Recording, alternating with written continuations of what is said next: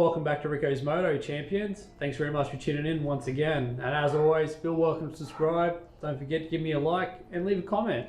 So I thought I'd do a bit of a rundown on the M.P.E suspension now that it's been upgraded on the CRF300 Rally, and give a bit of a rundown on what has been done and how it's affected the bike's performance and how it actually rides as well. I've got a bit of video footage coming up as well, so you'll be able to see how the bike handles on roughish kind of terrain. Pushing it not super fast, but fairly quick as well. Okay, so what's actually been done to the suspension? So from what I can gather from the invoice that was sent to me, it's a Race Tech kit front and rear. So from the rear suspension, it looks like it's an I-back spring, 2 collars, and also M.P.E does their own valving. They strip down the rear shock, pretty much put a new set of valves in there, refill it with oil, put a new spring, which is that I-back spring, and the 2 collars as well. As for the front, they put a new valve on the right hand side to my understanding. Left hand side is a Race Tech kit, which is usually a spring, a spacer, new oil as well, so pretty much oil in every single shock anyway, and new valve inside the left hand spring. So you want to know the cost? Okay, so cost involved for me was approximately $900. I've got it sprung and valved for my weight, which is approximately 85 to 90 kilos dry. And then I did advise them I also ride hard adventure a little bit. I'm not afraid to push the bike. I have bottomed it out quite frequently as well. I do jump it, and when I do go camping, I have around about 10 kilos worth of luggage on as well. So I wanted it set up for approximately 105 to 110 kilos just in case. What have I noticed so far? Okay, straight off the bat, the suspension is 100 times better, 200, 300 times better. I don't find the front end bogging down as much as it used to. As soon as you used to hit any kind of sand, or you used to push the fork, or even the front wheel into a berm or anything like that, it would just fold under itself. It would just collapse like there was nothing there to support it as such.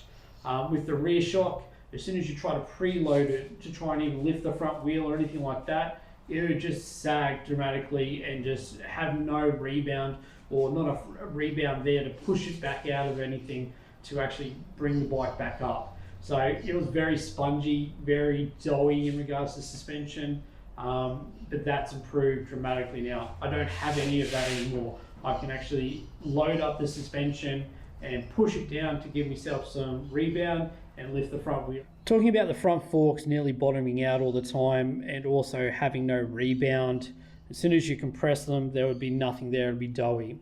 What I used to notice down the bottom of the fork extension is the dust would just accumulate at the bottom of the fork, so you can kind of see that the seals are pushing everything down that low.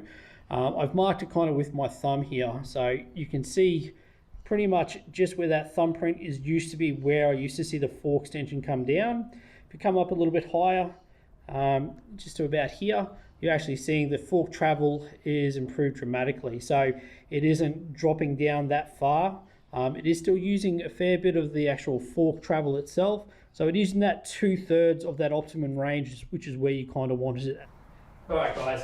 A lot of the time, as you know, as soon as you used to lift up the CRF off the side stand, it would drop down dramatically. Probably drop around about 200 mils, nearly say 10 to 20 centimeters through the stroke, which is quite dramatic.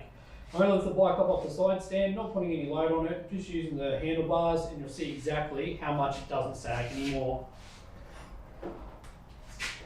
So you see there, it barely drops away or anything like that. Put it back on the side stand, it does come up a little bit, but barely anything. So it has actually improved the static sag dramatically. All right, I apologise in advance, and I'm sorry. I've got no boots on, so I'm just wearing pluggers in the shed because, stuff it, why would I even bother? But I'm going to hop on the bike and show you exactly what happened with my weight on it. As I said, about 85 to 90 kilos, so you can see exactly how much the bike sags.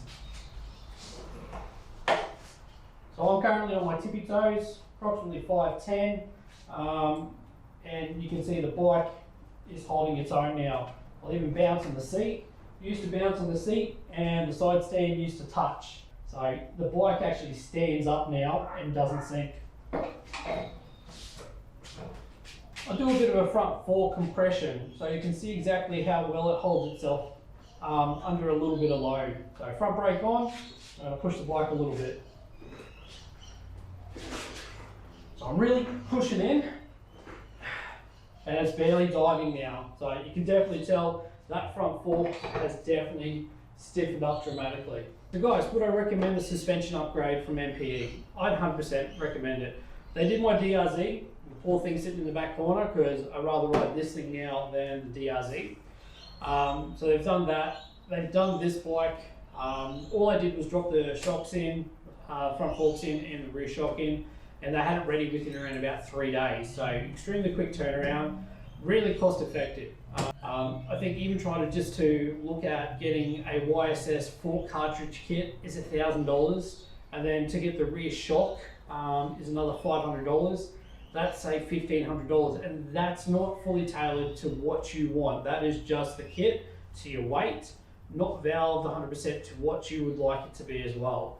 So if you're looking at spending less than say $2,000 to $3,000 on suspension, and you want something that's really worthwhile and only want it to be in a budget kind of range but still have decent performance, you may not have the full adjustability of a YSS or an Adriani cartridge kit.